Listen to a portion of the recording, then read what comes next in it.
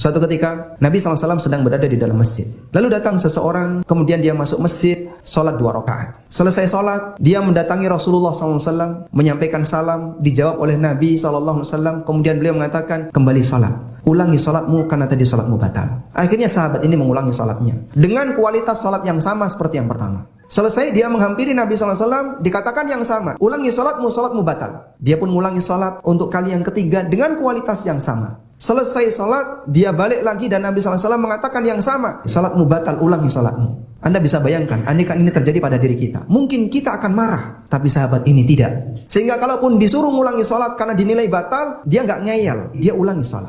Lalu sahabat ini dengan rendah hati mengatakan, ya Rasulullah, aku nggak bisa sholat yang lebih baik daripada ini, tolong ajari aku. Akhirnya diajari oleh Nabi SAW tata cara sholat minimal, yang kalau itu dilanggar, sholatnya batal. Ternyata penyakit orang ini adalah tidak tumaknina. Maka Nabi SAW banyak memberikan penekanan. Kalau kamu rukuk, maka tumakninalah ketika rukuk. Ketika i'tidal, tumakninalah ketika i'tidal. Maka hati-hati jamaah dengan yang namanya tumaknina. Jangan membaca doa rukuk kalau belum sempurna rukuk. Jangan membaca doa i'tidal kalau belum tegak sempurna. Orang yang saya jumpai usianya 70-an tahun, beliau belum tegak sempurna ketika i'tidal, sudah turun sujud. Maka saya ingatkan, Bapak mohon maaf, sholat Bapak batal. Kalau seperti ini terus, maka Bapak meninggal dalam keadaan gak pernah sholat. Karena dia belum tegak sempurna, sudah turun. Belum rukuk, sudah berdiri. Dan ternyata beliau membaca Subhana Rabbil Azim dalam posisi ketika bergerak. Orang membaca doa sujud Subhana Rabbiyal A'la dalam posisi ketika bergerak sujud. Begitu dahinya nyentuh sebentar, sudah bangkit. Kalau seperti ini caranya, sholat kita tidak akan diterima.